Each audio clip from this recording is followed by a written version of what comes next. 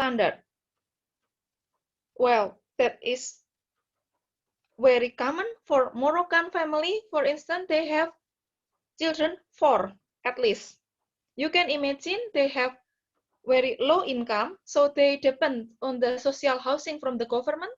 That the size is, yeah, sometimes they have 1-bedroom apartment, 2-bedroom, but mainly they only able to rent social housing only with 1-bedroom only.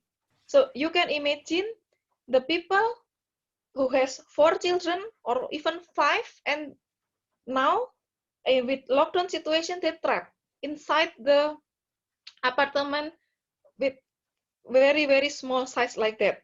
Well, in contrary, this is the picture of the landed housing in the suburb in the other part of Belgium.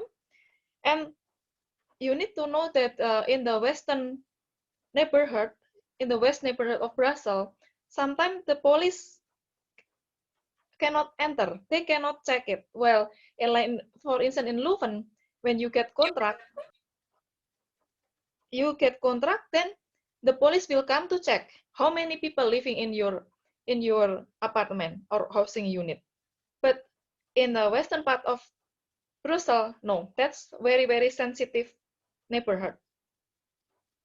Even that one is in the normal situation. Okay, next. And this is the situation of the, oh, wait. Okay. This is the situation of the apartment. Apartment for the other part of Belgium, sometimes they have balcony. But this is, I got the picture from other, this is from the South Brussels, from San Jose. Here, normally the people follow the rule, so they follow the rule from the government. So if only 1-bedroom apartment, that you can only living with your spouse without children. But still, because of the name of privacy, they block the balcony from your neighbor. So it's not easy to interact with your neighbor. While in the picture about the window here, some of the housing here, even the window is closed. You cannot interact. The point of this slide is about talking about interaction between the inhabitant with the neighbor. Well, in the picture here, we can see as well another type of window of the housing unit that allow you to interact with your neighbor. This is the good one. I forgot to put another typology of the housing or settlement of Belgium that is, sorry, this is actually very important. This is about typical Belgian block in the city of Belgium. Normally the building size is 6 meter, and then they put the like common space with your neighbor in the center of the block. Maybe later, if you want to see how is the Belgian block, I will give you the picture, but I forgot to show it here now. So you can interact with your neighbor in your backyard. But this mainly, the building is not that high, maybe 3 or 4 stories only. While in Brussels itself, the picture in the right is a apartment in 16 story. So the problem with the lockdown is the interaction with the other people. Even for my experience itself, I locked for almost 2 months in my own studio, and very rare I talk with other people. Okay, next.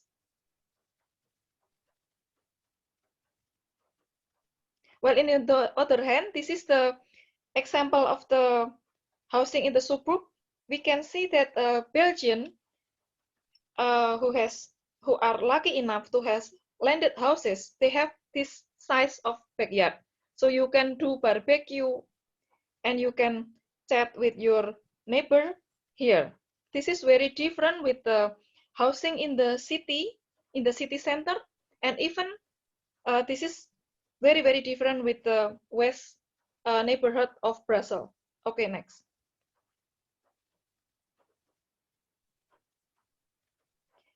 Okay, this is another study about balcony time of Corona.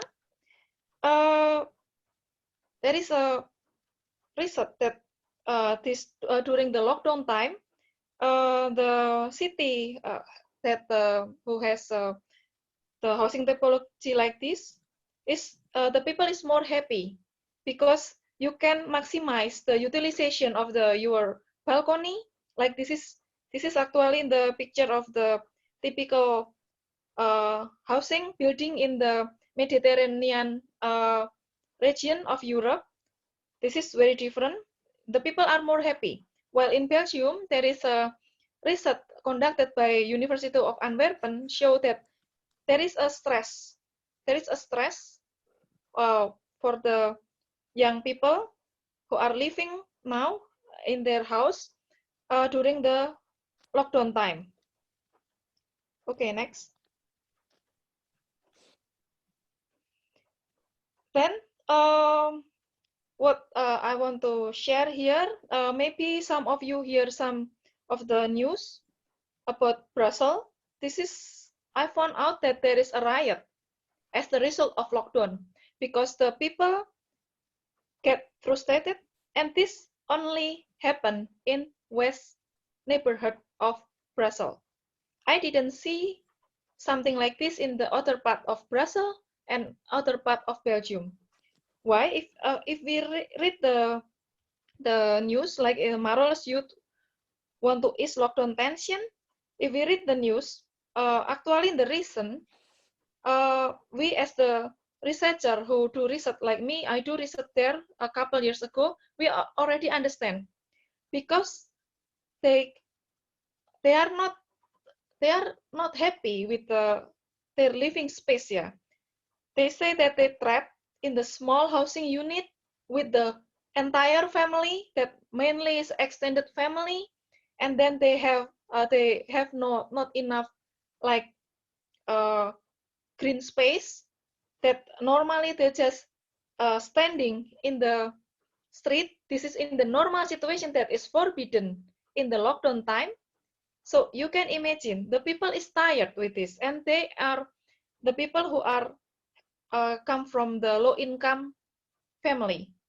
So a couple weeks ago, there is a incident that one young people from Anderlecht, one of the west neighborhood, is killed, not killed by the police. It's just an accident. So many young people from this neighborhood violated the lockdown rules.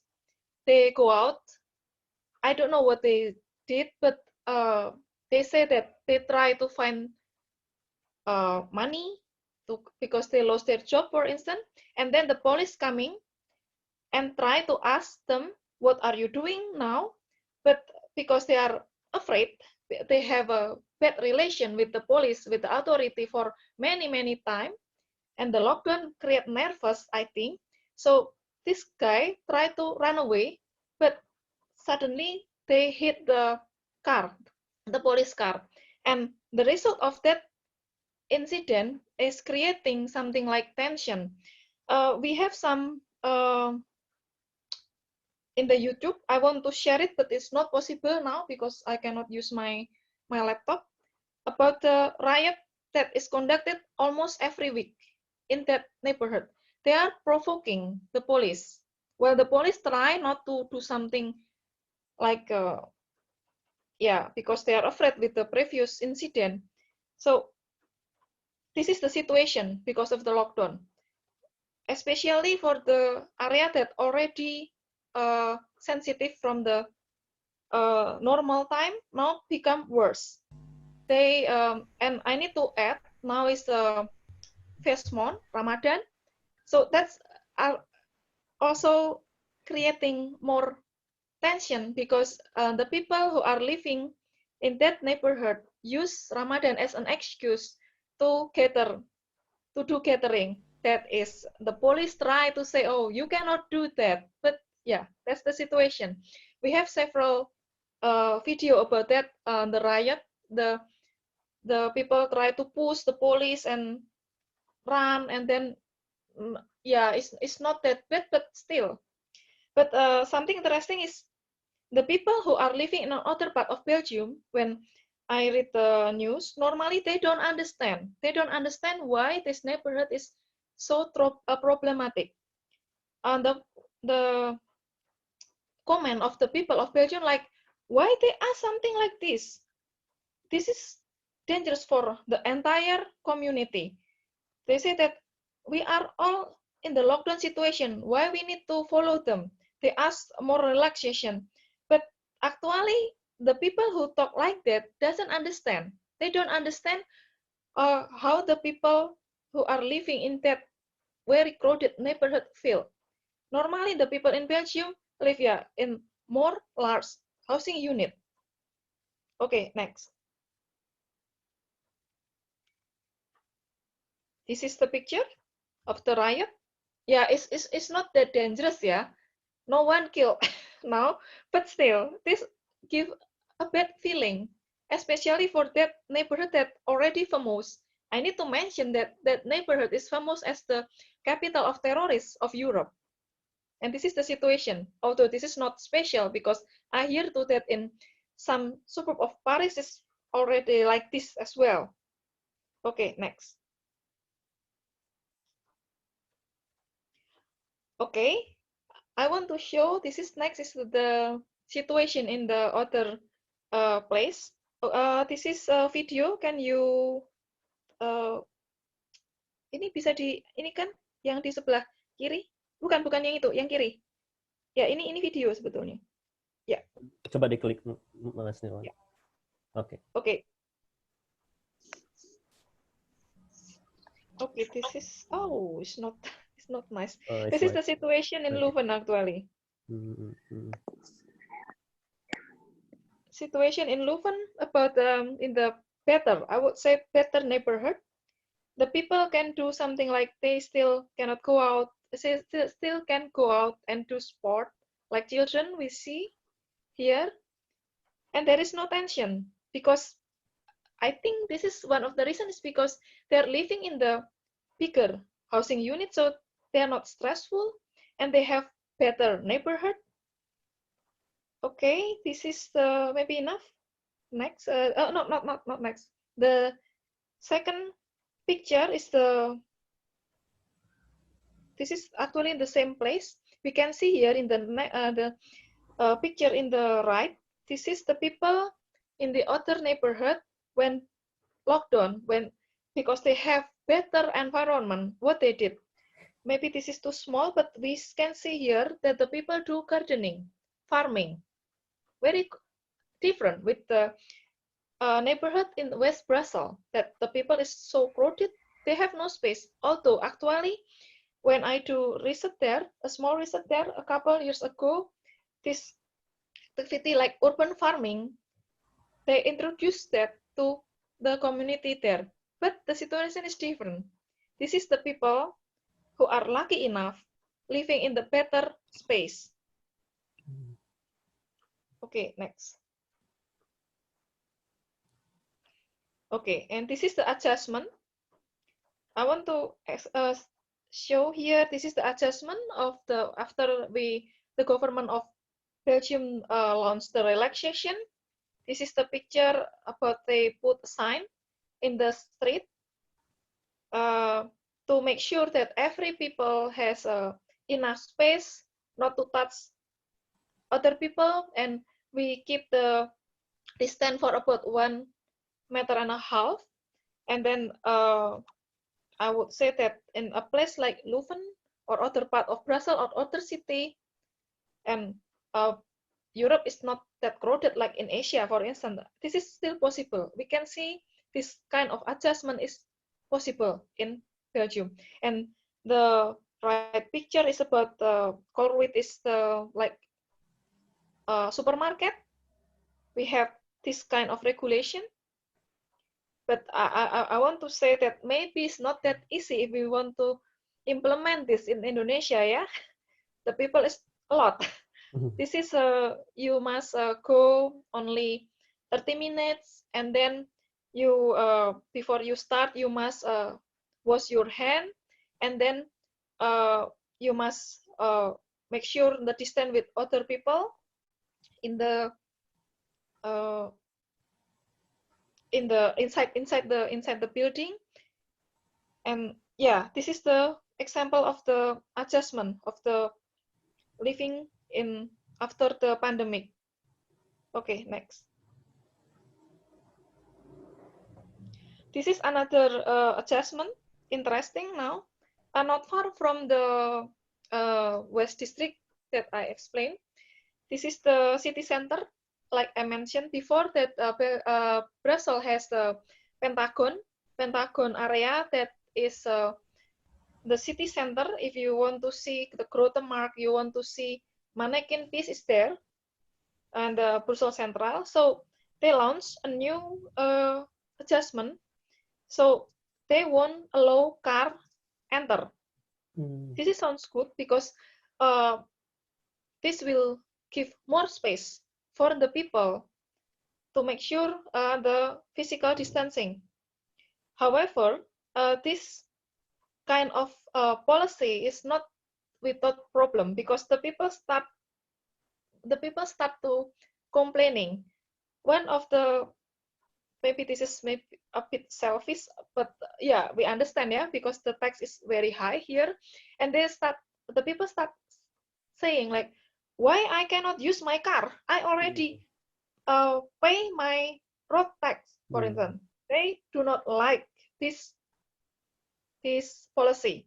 And then the other comment come because I am observing, yeah, I'm observing the news and how the people react, yeah. The other there is another comment that is actually makes sense, yeah. They say this kind of policy will make us like we must use public transport, and that will be very very very crowded. That makes sense too.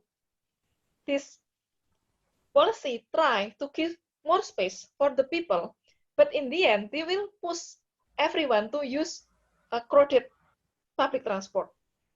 So yeah, at this moment I can't say anything because this just still a plan. Maybe they will implement this next in tomorrow, starting tomorrow. So we will see what will be happen. What will happen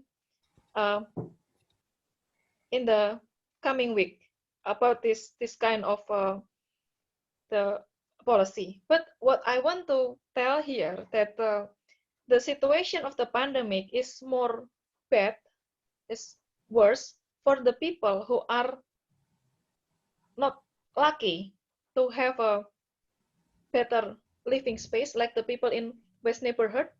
They are stressed because they I guess they don't have saving enough like other Belgian. Well, other Belgian mostly they have a lot saving, so they can survive. They can survive in the pandemic and the lockdown situation. But sometimes the problem is the people doesn't understand. They don't understand about other people who has different situation. That's what I learned from this pandemic. They are angry to the people who are create a riot. Well, yes, that is bad, of course. That's scary. No one will come, yeah, in that kind of place, yeah. But still, we need to understand. We need to understand how they feel. Okay, next.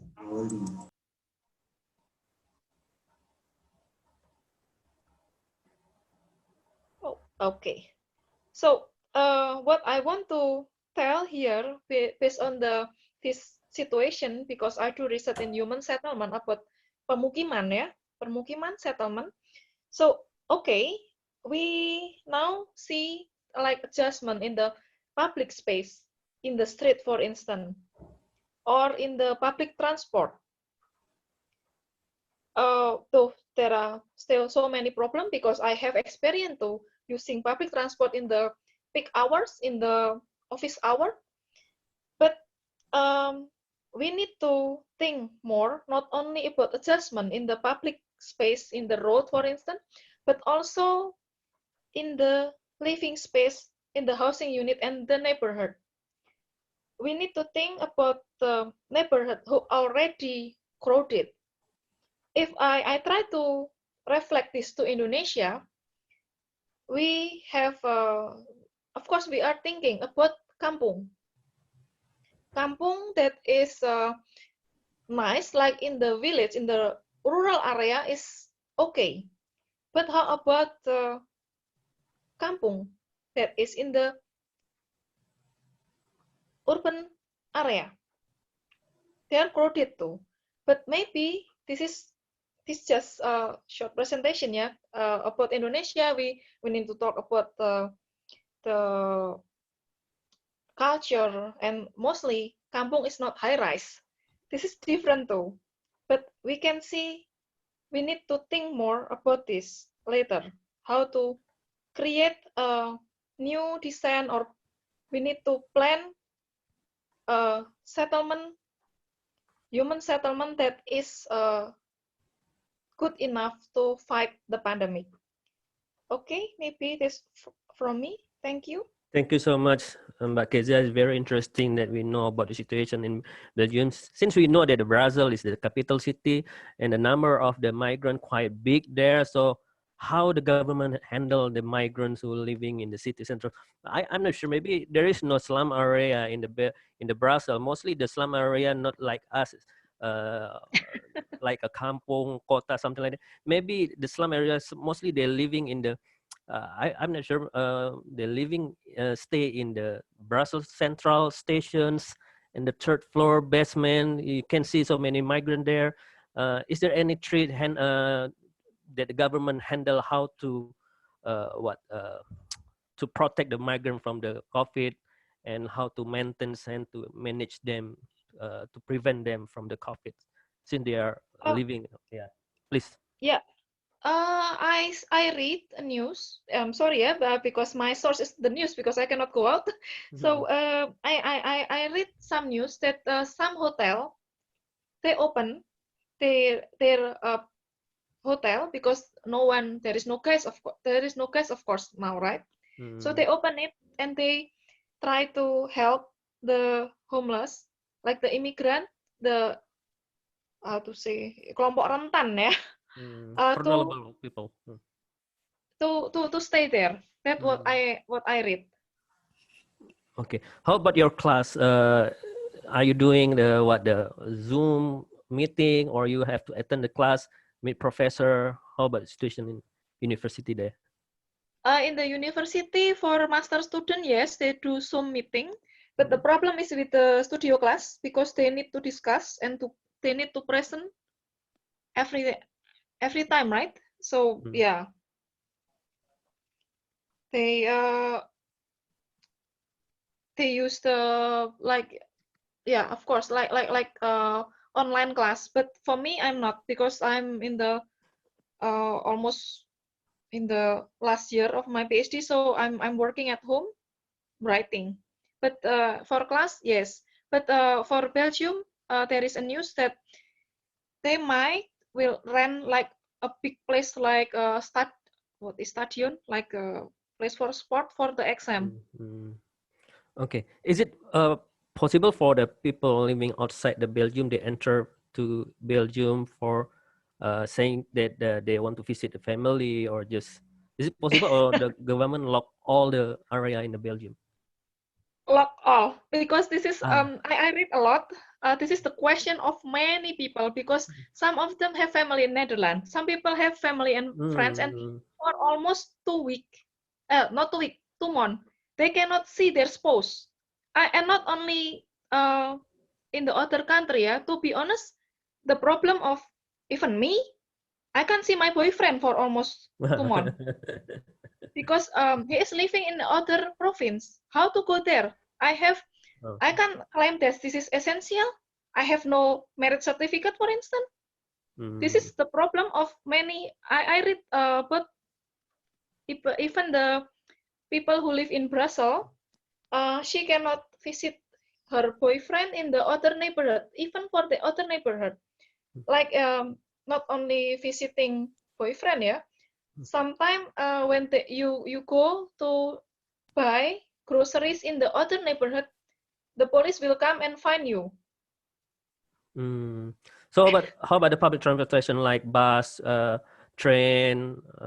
Is it still operating or? Operating like usual, but you need to compare it with Croatia. The case of Croatia. Now Croatia is better than Belgium. I read the news about that because they implement more strict rule in the lockdown. So in Croatia, what I learned is there is no public transport during lockdown.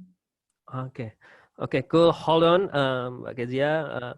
I believe so many questions will ask. You can ask the question to the Kezia and Dr. Wesam through the group chat. I will sort the list and I will deliver the questions to the speakers. Jadi Bapak Ibu bisa menanyakan pertanyaan melalui grup chat. Nanti kita akan sortir, nanti kita akan berikan kepada speaker. Okay, we proceed the second speaker, Dr. Wesam. Yes, doctor. Yeah, is it very interesting when Kezia telling about the situations in Belgium, especially a perspective about the settlements, typology, and the sociology, urbanisms, people in the Belgium. Maybe we want to collect and to hear a perspective about environment, especially maybe in the Malaysia or in Asia. Maybe also maybe we interesting to know how the COVID situation in Palestine. Maybe you can explain more to us. Please, time is yours, Dr. Wesam. Okay, assalamu alaikum and good afternoon. And first of all, thanks to Dr. Albano for inviting me for this interesting forum. And I'll be sharing a bit on the environmental, how the pandemic is affecting the urban environment. And here I think we've seen, or the talk is more on the positive impacts from the pandemic on the environment, since there is kind of stopping of the traffic and the industry. So in terms of emissions, we are talking about a drop in the emission, and also drop in the water pollutants, also the amount of waste being dumped in the rivers, for example, and a lot of reports on clear river water because of less waste is being dumped in the environment. And in some aspects, so generally speaking, when we talk about the environment, it is positive. And there were some reports on dropping in carbon dioxide levels, and there's a lot of improvements, right? And in terms of one of the negative aspects of it, and might be hazardous as well, is the amount of waste, and especially medical waste, that is being created during the pandemic. And this need to be handled and disposed safely so that we control and we eliminate the spread of the COVID-19 through this waste. So I'll be sharing some bullet points generally on the environmental aspect, and might be some of them also on the economic aspect of the COVID. And later I will be talking also about, I will share some information from Palestine about the COVID, and also some of the environmental challenges. So we know that previously all these pollutants, pollution, different types of pollutants, and we see many international reports. Like here we have the Global Assessment Biodiversity Ecosystem in 2019, which mentions that 1/3 of the world's topsoil degraded, more than 85% of the wetlands have been lost, 30% of the world forests have been destroyed, and at least 55% of the ocean area covered by industrial fishing. 33% of the fish stock suffers from overfishing, and 83% of the freshwater population have been seeing decline since 1970. So this is previously, and so the debate continues over the reason and the origin of the COVID-19 because of a lot of basically political reasons, and but definitely there are several proofs that link the loss of habitat and illegal wildlife trade to the increase of animal-borne disease. And these unsustainable practices are causing biodiversity loss and weakening of the community resilience. So yeah, globally, for the last few weeks, millions of people worldwide are under lockdown condition due to the pandemic. Hundreds of thousands were infected and thousands lost their lives. We've all borne witness on how this virus impacting our families and communities on a very way of life. So although these are tiring times for us all, we should remain optimistic that this will bring more positive views to the future. And while the countries looks less than optimal, as the globe is facing health crisis and looking at a deep economic recession due to the expensive job loss as a result of industry shutdown and restrictions on the flow of goods and people. Because here when we talk about positively impacted the environment, the shutdown, the lockdown, but we have the other aspect of it, which is the economy and the losses of jobs, which is might be linked to the issue that was raised by Kezia about the social impact, because we know that when we have high unemployment rates, so there is a possibility that the crime rate will increase, right? And that's why we have to look at things on the holistic approach, the sustainability approach, where we balance the environmental protection needs with the economy needs of the people, the current generation and the future generations, and maintaining at the same time the social justice, right? So the governments are busy preparing to spend billions on stimulus economic packages with the aim to lessen the severity of the impact on their citizens. If there were any bright side of the COVID, it would be the positive impact that has on our planet. Due to lockdown globally, the limited movement, several positive findings were reported on earth healing, reduction of emission, a decrease of road accidents, and a drop of greenhouse gases, which might slow the climate change, and less disposal waste in waterways made it clearer. The drastic reduction of environmental pollution will eventually lessen the negative impacts on our health and lower the cost of healthcare. And the great majority of the global armed conflicts ceased naturally, which also preserved human lives. So what's the way forward? All of us, wherever we are, we should see the crisis as a motivator for a new change for our lives to live a sustainable life. And there are some potential future opportunities. So we had an opportunity to see how our world will be, on how a cleaner planet is our collective responsibility, and it's actually within reach because we already did that. We can achieve that, right? So it's not, it is not impossible. Among the tools of our disposal are the digital economy, which should be seen as a driver for innovation, competitiveness, which can be strengthened by global cooperation. Most most, if not all, the companies have been taking advantage of work remotely and may report its success and lower the costs. Economic activities and services should be localized to avoid the global market disruption, which might become a national security threat, as we have come to see over and over since the spread of the COVID-19 virus. Another of these tools is the online education, will provide accessible and affordable learning platform for knowledge seeker and will ease international networking for academic collaboration.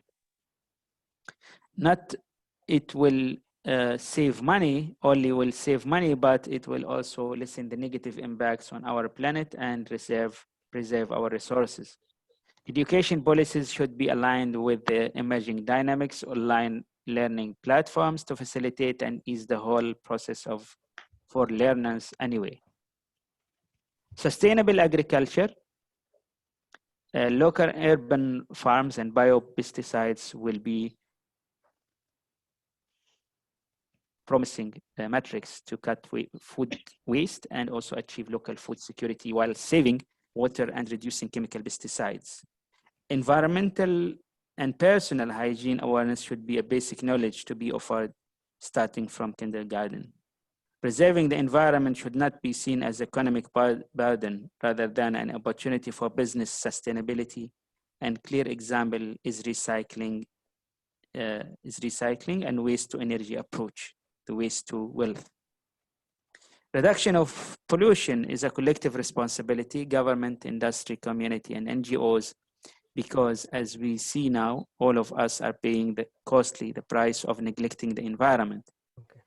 Dr. Wesam, sorry for interrupt. Your slide is not moving yet. Is it? Yeah, still in the first slide actually.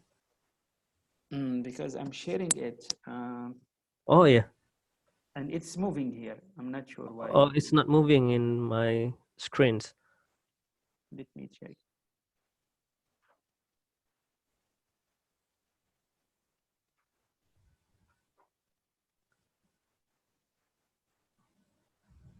I also hear it seems that still sharing. Really? So yeah, I'm not sure. Pak Nirwan mungkin bisa bantu teknis. Because the sign that I got here is to stop sharing. Means it's shared, but I'm not sure why it's not moving. Okay, maybe let the Mr. Nirwan operate the slides. So maybe so you just say next because it's not come up show up in our screens. Nirwan, Pak Nirwan, mungkin ada slide-nya bisa ditampilkan ya? Okay. Yeah. Okay, Bang. Okay. What slide are you currently now? Let me check. I need to go back.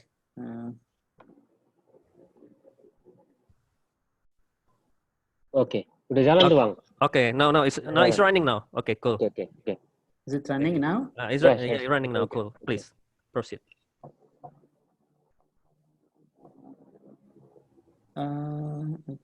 Here it says that your screen is sharing is paused.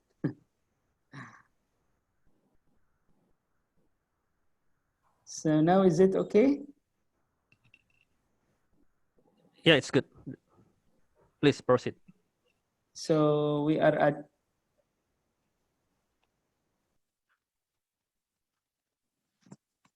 okay, let me.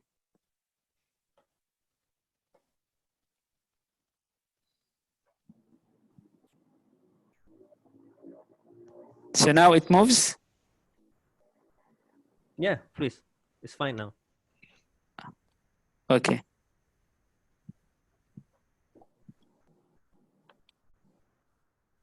Okay.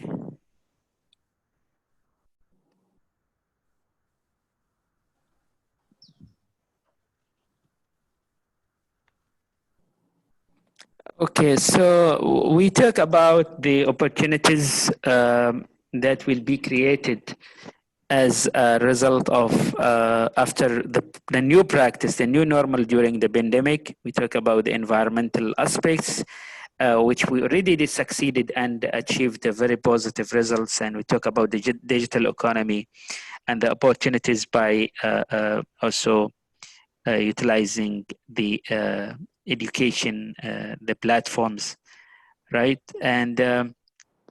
And also I mentioned that the reduction of pollution is a collective responsibility by the government, industries, and communities, because we have to work together. Otherwise, we will pay the cost high as we are being exposed now. And might be one of the approaches that the government incentives or the tax reduction coupled with the solid environmental regulations and policies will facilitate the pollution control by the industries. And working from home might be a practice, at least for part of the week, as proved by recent studies, that it is more productive than working from office.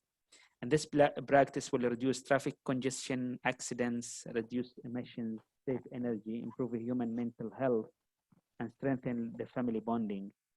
But it will also allow companies to spend less on office rental, health expenses, and office supplies. So this is kind of finding the balance between protecting the environment, the economical needs, and also the social aspects. For the above mentioned opportunities to prosper and produce fruitful outcome, there is a need for a stable political environment, strong legal and enforcement system, and generous government budgets for health, education, and IT infrastructure. If anything that was made crystal clear out of the global health crisis, that the multi-trillion military budgets were a waste for resources on allocation, as they appear to have served no one at this pandemic crisis, even among the developed nations. Which is why going back to business as usual won't make any of us safer. So all of us have to adapt and recalibrate. A healthy ecosystem is a foundation for sustainable economic growth and stable societal well-being. So maybe to recap on this part of the presentation, so after we see a positive improvement on the environmental aspects, right? So we have to maintain this positive momentum on protecting the environment. We have to look into the new opportunities, the new business opportunities, and new changes in education online to open up opportunities for all affordable education, to go more on the digital economy, which will save the environment and also adopt some of the practices that we maintained during the pandemic and the lockdown. And that will be more on, as I emphasize again, it's going more on the sustainable approach of balancing the environmental protection with the economical needs and with the societal needs. Maybe here, just I will share a bit on something from Palestine. And this is just to maybe, I think you know the map very well. So you see here the changes on the Palestinian land since 1947 up to, this is the latest map into 2020 according to the new proposal by the American plan and the Israeli plan to have a state, kind of discontinued Palestinian state, which is maybe only on one-fifth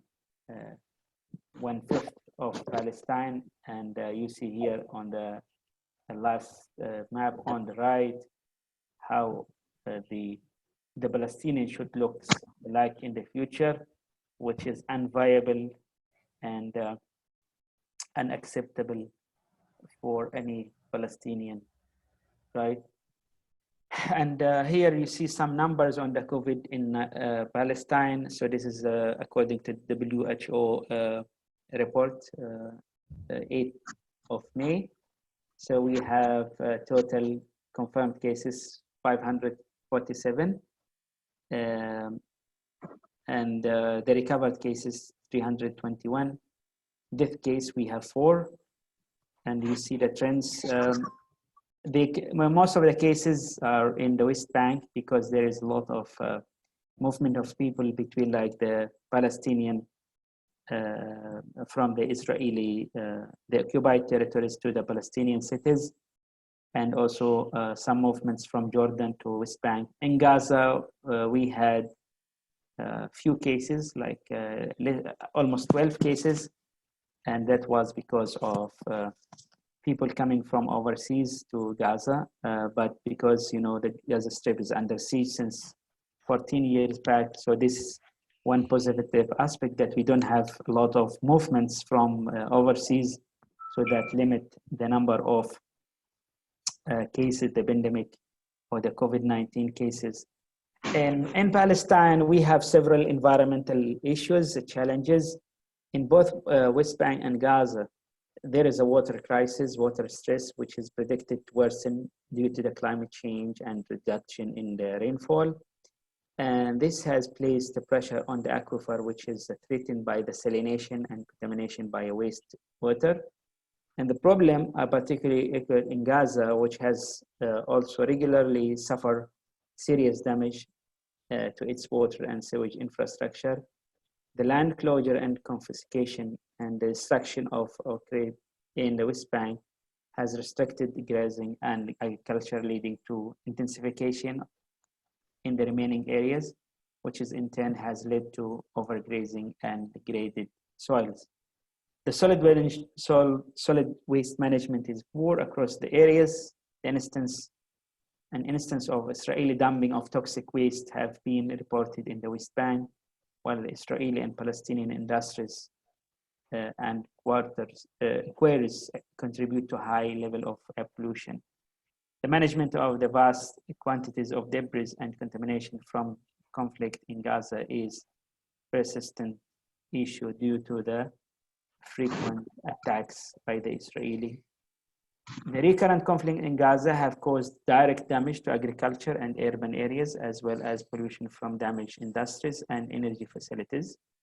The Dead Sea is affected by pollution from untreated wastewater and industrial and agricultural discharge, while Gaza Mediterranean coastal heavily polluted with untreated wastewater from domestic agriculture and industrial sources as well. The situation has been exacerbated by power shortage that have affected water and sewage treatment plants, environmental governance poor and hampered by the legislative, administrative, and security restriction associated with the occupation. And collectively, the environmental pressure Gaza faces both immediate threat to public health and viability of the enclave of Gaza Strip. So this is kind of a view on the pandemic positive and negative impacts and the way forward, and some insights from Palestine on the COVID-19 and the environmental challenges in Palestine. So yeah, I think we thank you again for inviting me. Thanks for the audience, and I will be happy to answer if there is any inquiry from the audience. Thank you so much, Dr. Wesam. Very interesting, especially about situations COVID in Gaza, since we are lack of news about the situation in Palestine related to COVID. So the trend is quite increased or decline currently, the number of affected? In Gaza, it's very limited. It's very limited, only 12 cases, most of them recovered. In the West Bank, still they have new cases because I said like there is a lot of movements. You know, in Israel, there are now, I think, more than 10,000 cases and 100, maybe 50 fatalities. So, you know, there is a movement of the workers, of the employees, like, you know, and there are a lot of Israeli settlements inside the Palestinian cities. So the movement creates a lot of risk, and that creates new cases. But because Gaza isolated, so they only have few cases imported from overseas. Those Palestinians who came back, but then now they are quarantined at the border. So the increase, it's very slow because too many limitation. Like it's not easy to go in or out of Gaza. That's why they are kind of totally controlling the spread of the COVID-19. How about the medical supply attribute to enter the Gaza? Is it? It's still limited. They got aid from some organization and some governments. It's still limited because, you know, for the last 14 years, the development and the more improvement of the like a clinical and health equipments is very limited. We know about, you know, the Indonesian hospital in Gaza, and this is in North Gaza. Alhamdulillah, you know, it helps a lot because in North Gaza there are almost like 300,000 people staying there. So this hospital is providing service for those people. But generally speaking, the situation, it's not really, I think they have only 45 ventilators, and this is for 2 million population. So Alhamdulillah, we are lucky that the number of cases is very limited, and even we don't have any death case. So they control the spread of the COVID very tightly. But yeah, I mean, it is quite, I can say, like, it's quite critical because there is no smooth flow of material or flow of medicine. So that will make things a bit harsh for the people. I see. Okay, thank you, Dr. Wesam. So we open discussions through the questions from audience. There are some questions, especially to Mbak Kezia. Halo Mbak Kezia. Ada beberapa pertanyaan untuk Mbak Kezia. Ini beberapa pertanyaan, saya langsung aja ya. Sampaikan. The first question is about what do you think is the good or suitable form of intervention for handling COVID in slum area in Jakarta or the cities in Indonesia? Maybe do you have opinion, Mbak Kezia? And the second one is from Ibu Samsinar ya di Tanjung Pinang. Bagaimana bentuk kebijakan pemerintah Belgia dalam menyediakan open space di slum area? Di Indonesia baru fokus pada 7 indikator kumuh. So ke depan harus serius menambahkan indikator ruang terbuka hijau untuk menghadapi pandemik di slum area. Dan juga tambahan satu lagi buat Samsinar, bagaimana menurut Ibu Kezia pengaturan open space pada unit lingkungan di Indonesia terkait pengaturan ruang terbuka hijau maupun koefisien ataupun aturan koefisien daerah hijau ya dalam RDTR maupun RTBL. Apa perlu menambah batas minimalnya? Silakan Bu ya, mungkin pandangannya. Oke, kalau ini this is bahasa or in English? Wait. Yeah, you can mix both. Okay. Maybe I will try to answer the first and the second question first about Belgium. Actually, for Belgium, for the entire country, Belgium have a quite strict rule about green area. Maybe Alpano remember that Brussels is surrounded by green belt. Yeah. If you enter Brussels from Tervuren, you will remember that you use tram and you will pass the green belt. And also in the other city, the regulation is strictly followed. Normally they keep the green first, and they declare you cannot do anything about this green place. This is the policy in Belgium. However, about the slum, that is slum according to Belgian standard in the west side of Brussels, that's quite problematic because that neighborhood actually started as industrial area. So the people live there, that is immigrant and already crowded. So the only option is not, if you follow the studio design in my class in the master, yes, we try to propose to try to change the building, we demolish the building into a green area, but it's not that easy. It's not that easy because, yeah, the building is already full there. So sometimes they just change the utilization of the building to create something like open space. But I also need to mention as well about what kind of open space, because we are not talking about Belgian who are happy to stay and do activity in the park. We are talking about Middle Eastern immigrant. They are Belgian with Middle Eastern root. They have different. This is I read about a short paper about this. They have different concept in the concept about activity, outdoor activity. What I saw there, they are not using the park a lot. Quite often, because the social housing from the government also have a big enough park there, but the people is not using it. I don't know why. The people with immigrant background mostly sitting or standing in the street. That is normal because Italians do that as well. We need to define this based on the people who live there. For Indonesia, of course, we need to see that as long as I know, in the kampung is almost similar. They chat, they do activity in the what is called alley, in the alley. So I think we need to consider this about green.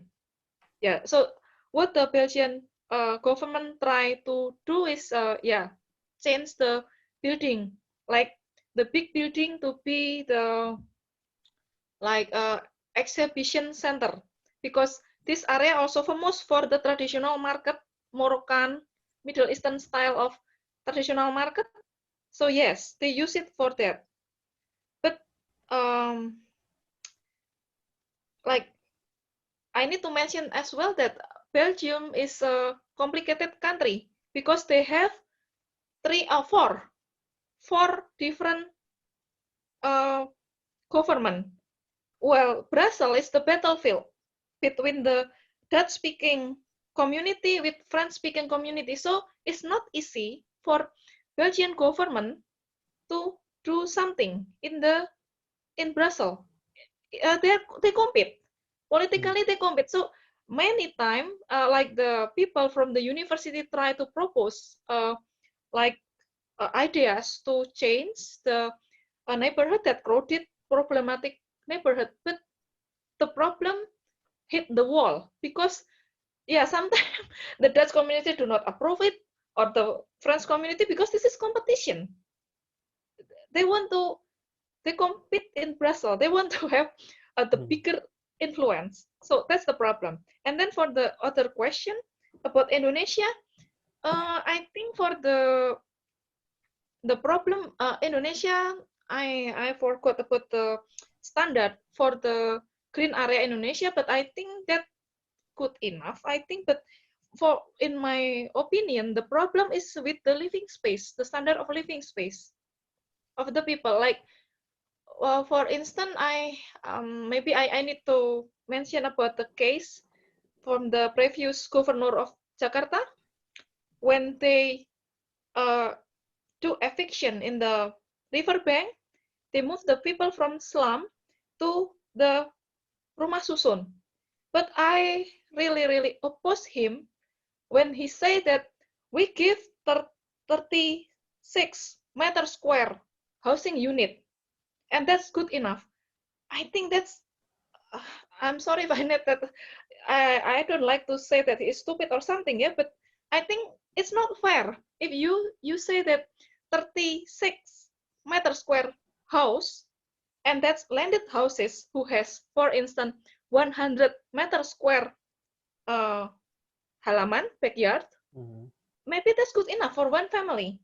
But the case will be different if you say that 36 square meter house in Rusun, That's like apartment. You cannot do anything because you don't have other space, right?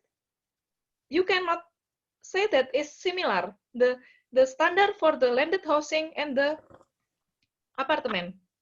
That's what I think. Because with the landed housing, you still have more space. Well, in Indonesia, in kampung, I think it's a bit similar with Moroccan. They have children more than one, right? That's the problem with the Indonesia, like the program to for the slum area. But if we want to have something ideal, so I think we need to define the new standard for living space. For the third question, I forgot what is that. I think you already cover your answer about ruang terbuka hijau ya. Ruang terbuka hijau, I think is already good you enough already mentioned, standard. yeah. The problem is with the living space standard. Okay.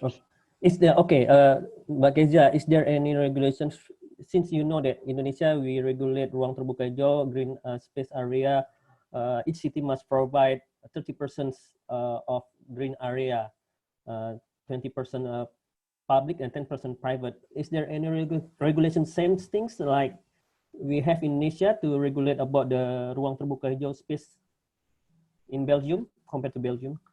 Sorry, can you repeat? I distract with the In question. Indonesia we have regulation of Indonesia we have regulation to maintain to provide green ruang terbuka hijau green area. We have to provide 30%. So each city must provide 30% of green area to cover the green area ruang terbuka hijau. Is there any same regulations in Belgium to maintain or to provide green area standard regulations? I think so. They have a standard for that.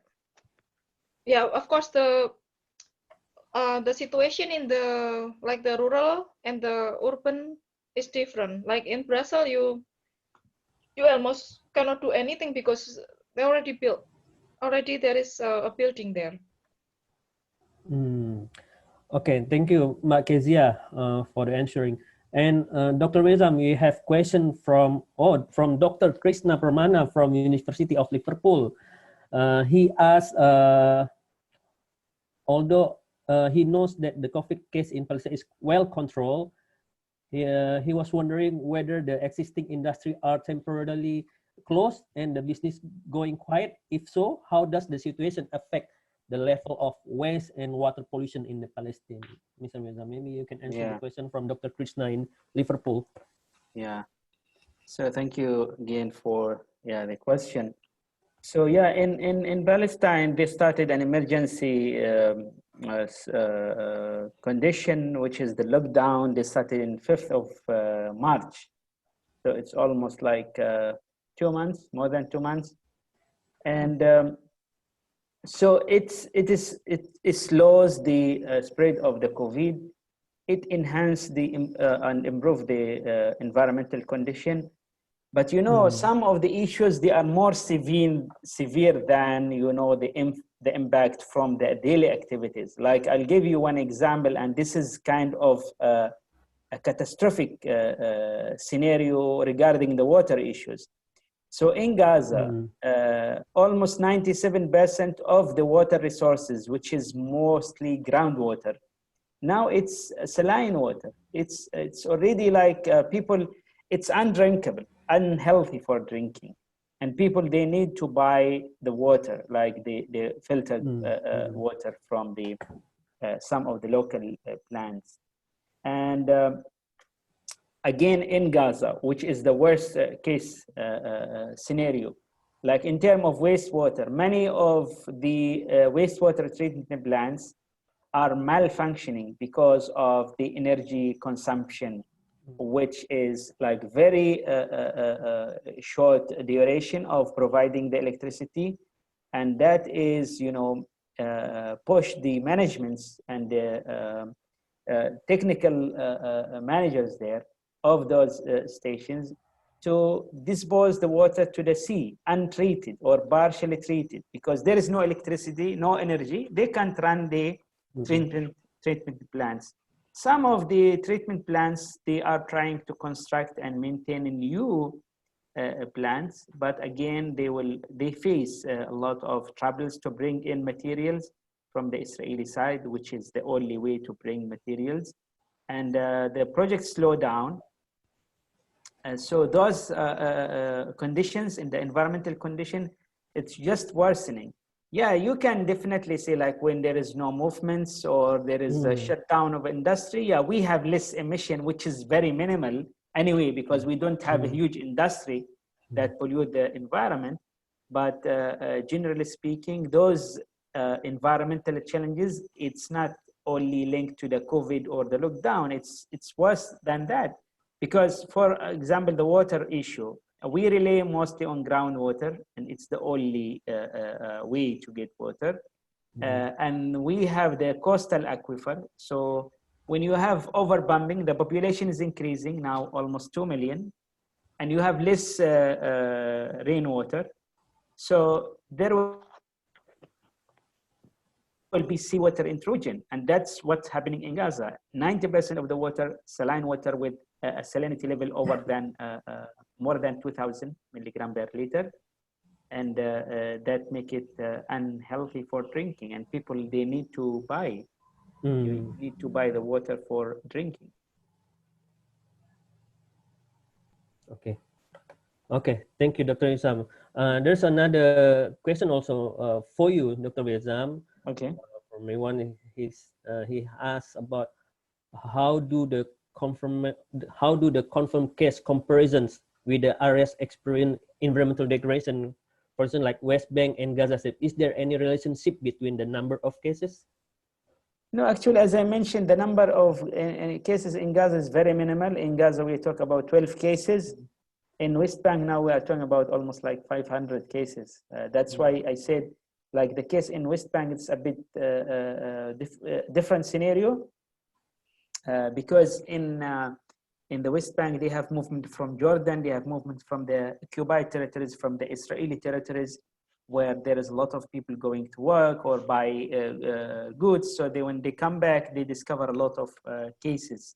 Because at the Israeli side, there are thousands of cases, almost 10,000 and 150 fatalities. So the majority of cases is imported from the Israeli side. I see. Maybe, okay, this is the last question maybe for you, Dr. Wesam. What is the strategy to face up to climate change, especially for small islands like Batam and Rio Islands, maybe, for instance? You know, as I mentioned, if we talk about a future scenario and a strategy for the future, we have, and when I say we as researchers, we as government, we as industries, we as community, we have to adopt the sustainability approach, which is, to me, it's the solution for all the troubles, because definitely we need to provide the people with their economical needs, with their needs, which is via the economical development.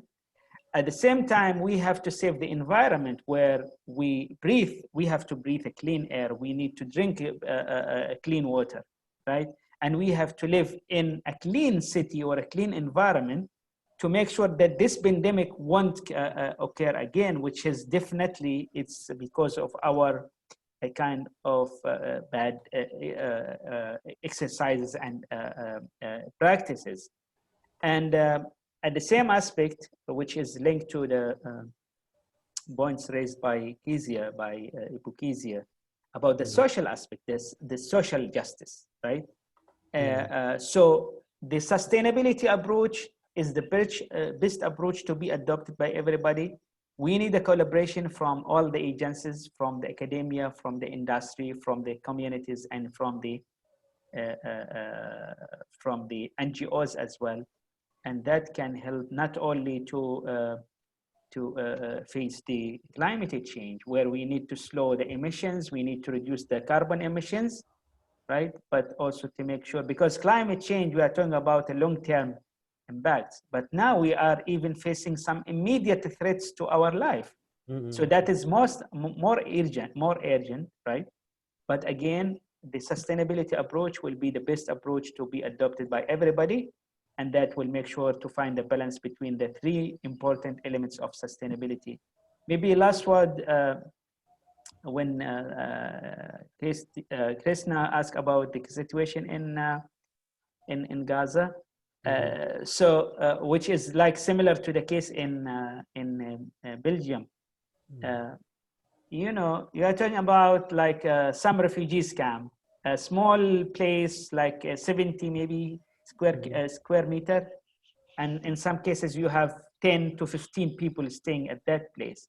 So you imagine how you want to look people down in those spaces. Even they can't find they won't be able to breathe because it's too small, you know. And you know, maybe if I just have the opportunity to comment on Ibu Kezia points, I don't blame the refugees or the immigrants in Belgium. Because, you know, as a country, when you allow for the refugees to come, maybe the Palestinian scenario is different because we are refugees in our country because it's occupied. But in Belgium and European countries, they are refugees they come from the other countries. They have some difficulties. They want to find better opportunities, but they've been like locked in other places. So for those countries, when you allow the immigrants to come, either you give them opportunities and you allow them to live a kind of a moderate life, or you don't allow them to come. You just keep them out of your country. But you know, you allow them, like in Sweden, Belgium, or whatever. And sometimes, you know, I face this experience even in Canada, right? And it is quite it's weird.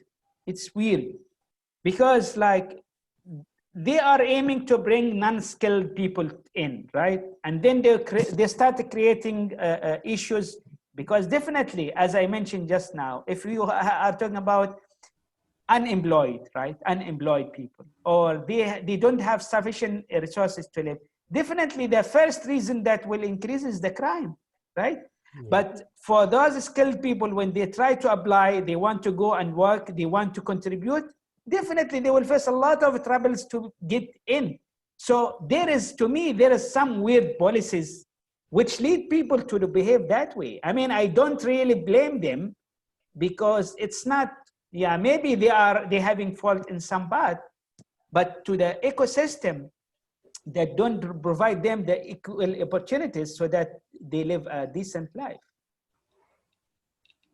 Yeah, very interesting answering and comment, Dr. Wesam. Indeed, it's very serious to think about that. I have a last question, actually, so many questions to Kezia. Maybe Dr. Wesam also can answer based on perspective in Malaysia, because you never telling a little bit about the Malaysia situation about COVID. To Kezia, how is the situation around community engagement? Do people initiate a sort of crowdfunding initiative to help surrounding poor or vulnerable groups? Maybe Kezia? Okay, for that question, yeah, this is something funny. I found something funny. Okay, for the crowdfunding, that's individual, yes. The first I found for like the Islamic student in Leuven, they do something like that. They help the student who are in it. However, for the government, like some of the city, they give like money to every citizen. Some of the municipality, some of the community, but not all. Like in Leuven, I think it's not possible, but they do not say this is only for certain people. No, they give to everyone. This case is like in the coast in West Flanders. Some initiative from the government is like that. But the rest, like initiative from the community, is like, preparing and making masks, mouth masks, because that's big issue. We have almost nothing for that one. So in many cities, the like elderly women, mothers, they start to make when they can show, they create like how to say like something like, yeah, they make more mask, and even sometimes like what is APD, yeah, they make it as well. But I need to mention too, some of the people here, the behavior is a bit about mode mask is a bit for me weird, because they think that they already pay high tax. So when the government say this is mandatory for you to wear mode mask when you entering the public transport, they start complaining. Why? Why the government uh, does not prepare for everyone? This is a bit funny. Making a mode mask is not something you don't need a university degree, right, to make it. But some of the people do something like that, while the expatriate, for instance, like from the Eastern Europe, is more, how to say, they are willing to make it by themselves. That what I see. But for the mod mask now, maybe you see the news as well from our WhatsApp group, that the government of Leuven also try to send to everyone. But founding, I don't know. I didn't see that, because maybe because the disparity in Belgium for the income is not that high. This is very the income between like the blue collar worker with the professor or the manager is not that high like Indonesia. It's like even maybe my scholarship with the income of my professor is only, my professor income maybe only 4 or 3 times than my scholarship. So you can see the disparity is not that high. So there is no such crowdfunding except for maybe like what I see here, like from the Islamic student in Leuven. That's the only example I saw. Okay, this is very the last question. Dr. Wesam, can you a little bit describe the current situation in Malaysia about COVID? How about the social distancing in Malaysia as the closing statement for you? Yeah, thank you. Yeah, I thought actually in Malaysia, I think the performance is good, both from the government and the people as well. And just like before I joined the forum, there was a statement by the Prime Minister. So now they extend the lockdown, the limited, because they allow, like since last week, they start resuming business and they keep the social distance, the distance. And he mentioned like, I think 63% already back to business. And the number of cases now under control. The new cases like daily for the last few days, it's like 30 something, like 40. And there was one study done in Singapore. Out of 105 countries, Malaysia got ranked fourth, and this is in terms of the people's satisfaction with the government steps to handle the COVID-19. For the education, still the schools and the universities running only online. And I think this will be until the end of this year. No face-to-face classes. I think generally speaking, the situation is under control. People like, I think like when I go out, people keep the social distance and making sure like everybody is wearing the mask. So I think that is the reason. And I think he mentioned something also interesting, that almost 95% of the districts and areas in Malaysia categorized to be green, means there is no cases. So it's only left the red areas, like left with less than 5% of the cities and districts in Malaysia. So yeah, now they extended the current situation in terms of the lockdown, which is like limited. it's not fully until the 9th of June. So I think, yeah, and even now he mentioned also they will reconsider, and they're trying to find way on how to resume back to perform prayers in the like the worship like for Muslims and other races. So they will have SOP for worshipping places very soon, and this means that they will resume like praying in the mosques and temples for other races. So I think there are a lot of positive signs that things improved, and it is being shown in the drop of positive cases on the daily rate of the positive cases. Okay. Thank you so much for the speakers for your sharing time and valuable knowledge for us. We finally come up to the end part of this dialogue. I'd like to thank so much to the speakers, especially for informative and interesting presentation, and especially also to all participants for very active participation in asking. Hopefully the dialogue will be beneficial for everybody. I mean, applause to the speaker. Thank you so much.